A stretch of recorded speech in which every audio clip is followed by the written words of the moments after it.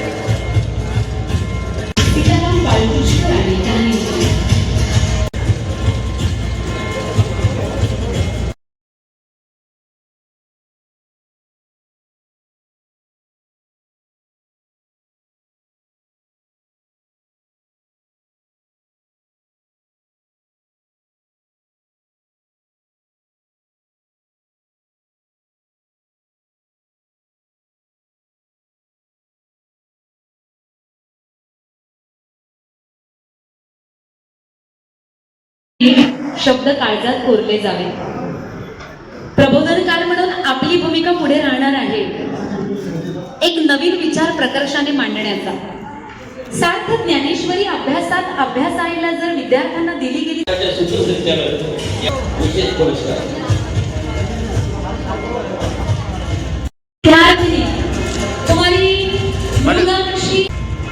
जिजाऊ छळलेली रणरागिणी सावित्रीच्या शिलेदारणी आणि माधुनी घडवला असा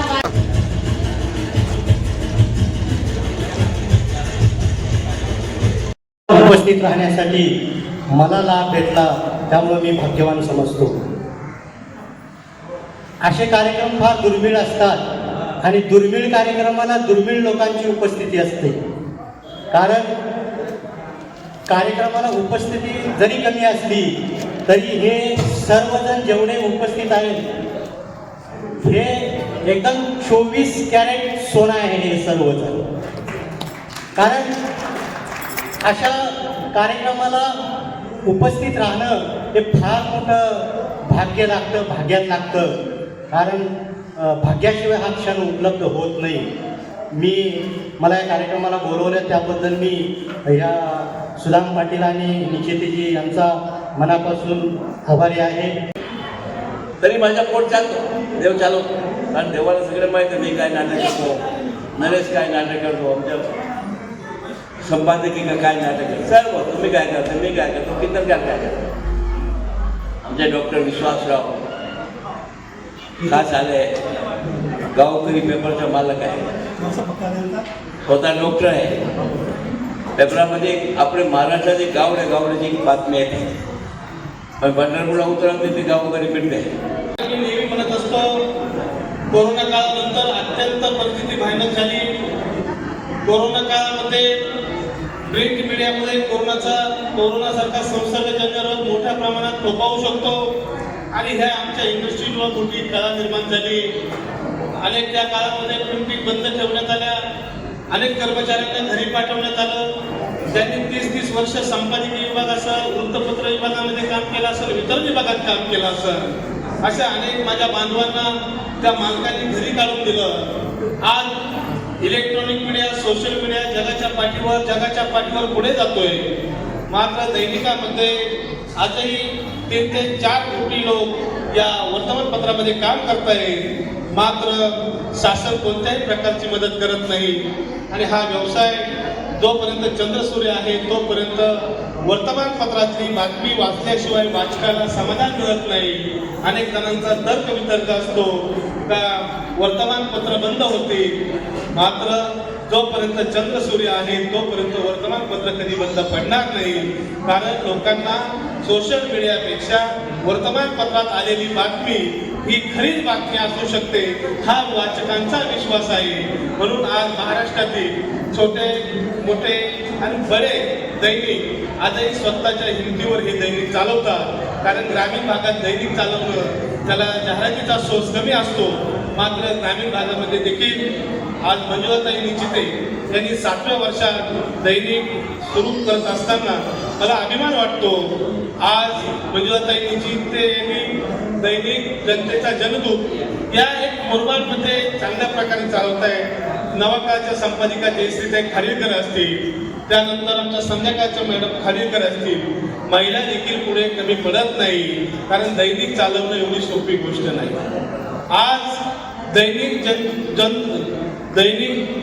जनतेचा जनदूत 4 पाणी अंक जरी आपल्या हातात द्यायचा असला तरी त्याला मोठ्या प्रमाणात खर्च असतो. म्हणून पत्रकारांकडे या समाजाचा पाहण्याचा दृष्टिकोन वेगळा जरी असला तर मी नेहमी सांगत असतो, आम्ही पत्रकार देणारे आहोत, आम्ही घेणारे पत्रकार नाही. म्हणून आम्ही पत्रकारितेच्या माध्यमातून आम्ही वर्तमानपत्र चालवत असताना देखील ज्या समाजामध्ये उपेक्षित आहे त्या समाजाला न्याय देण्याचं काम. आणि आज वारकरी संप्रदाय, मी देखील एक माळकरी आहे, वारकरी आहे. या व्यासपीठावर आमचे शेठ नानजीबाई खिमजीबाई टक्कर ठाणावाला हे देखील एक वारकरी संप्रदाय आहे. कारण आळंदीमध्ये गेल्यानंतर 231 फुटाचं मंदिर ज्यांनी बांधलं, आज त्या ठिकाणी त्यांनी अन्नदान सुरू केलं. पंढरपूर येथे देखील त्यांनी 250 खोल्या निर्माण केल्या. त्या ठिकाणी देखील वारकऱ्यांसाठी मोफत सेवा देत आहे. म्हणून या व्यासपीठावर आणि जोपर्यंत वारकरी संप्रदाय आहे तोपर्यंत या चंद्र सूर्य आहे तोपर्यंत वारकरी संप्रदायामुळे या हिंदुस्थानाला चांगले दिवस राहतील. कारण देवी म्हणतात, कारण जनपूत या